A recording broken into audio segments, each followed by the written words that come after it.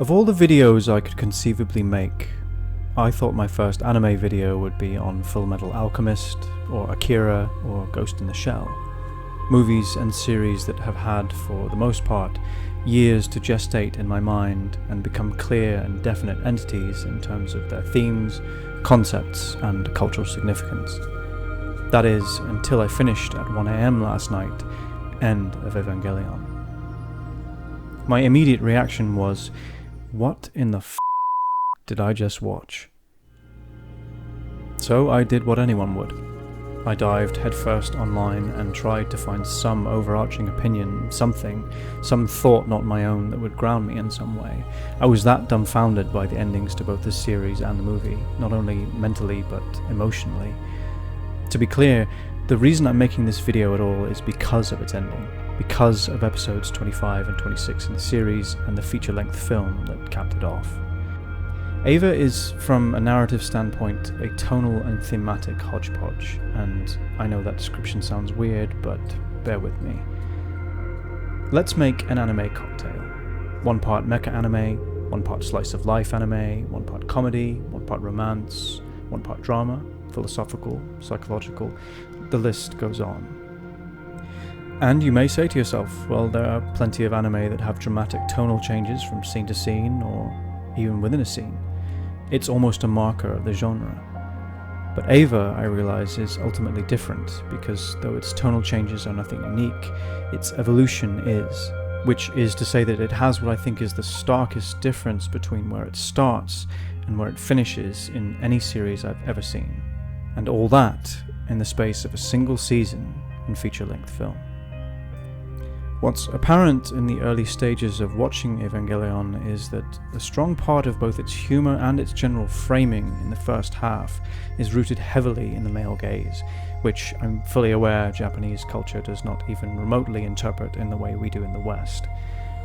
Without even attempting to tackle that can of worms, which to earmark now probably deserves a video of its own one day, I'm kind of used to the occasional tipped hand of sexualization in anime. It is prevalent in some, overt in others, and only, I would say, in minority does it not appear to exist at all. However, in Evangelion, the male gaze is more than prevalent, it's persistent. It's probably, by an admittedly narrow margin, the most sexualized anime I've ever seen, though not in such a way that I was ever shocked.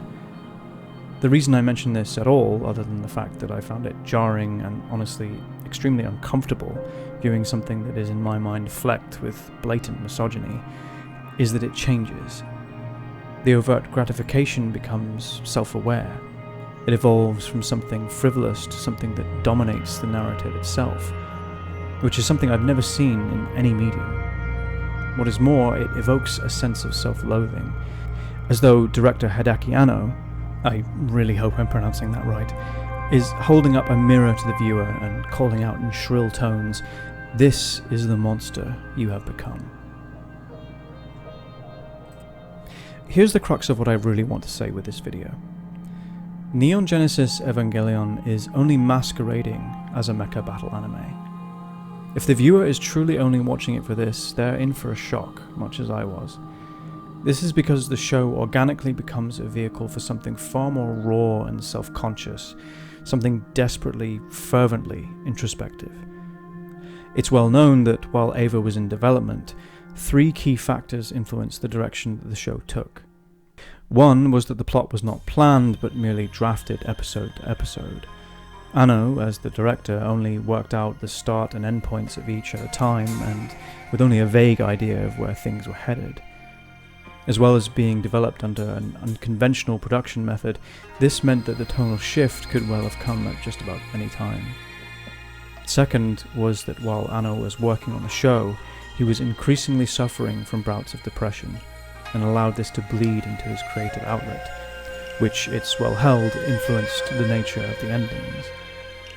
The third point is that the development of the show took place during the Tokyo subway sarin attack in 1995, where a terrorist incident similar to what was planned on the show occurred in real life, meaning that the plot direction had to be dramatically altered at last minute.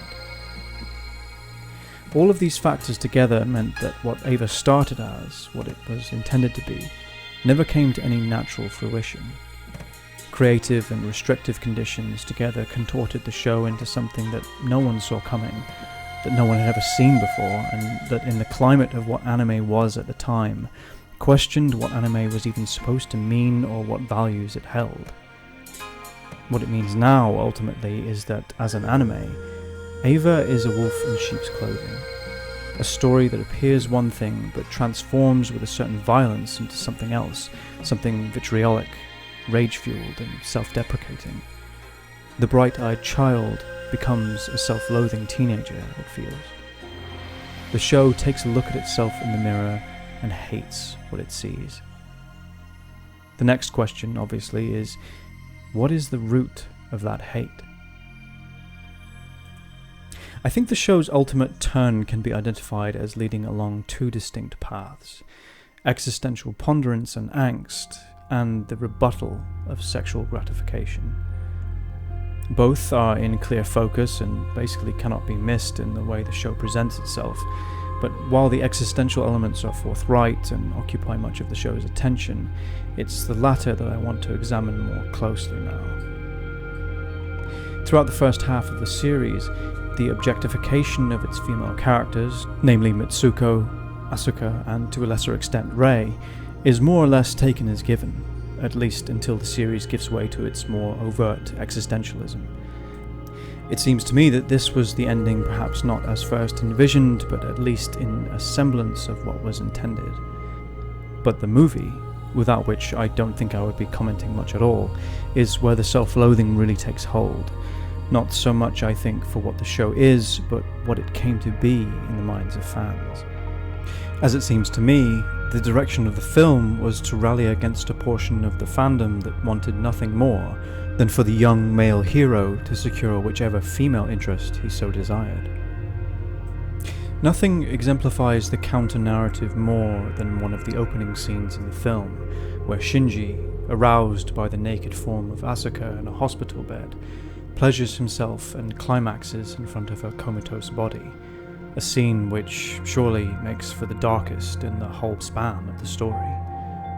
We listen to his breathing, we see his shame, and we are mortified by it.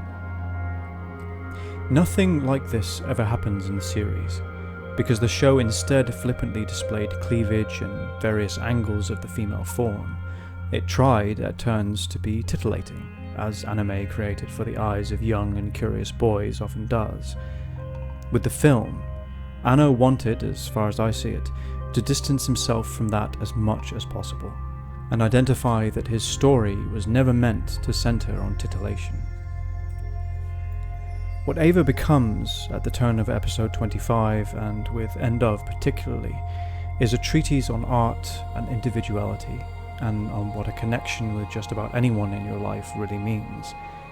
And all this from what you thought was nothing more than a run-of-the-mill mecha battle anime. You can hear it in my voice. I find this fascinating because in no other medium, in no other work, have I encountered this kind of evolution in a story. But more specifically, I've never encountered the same level of corruption. And I use that word with emphasis.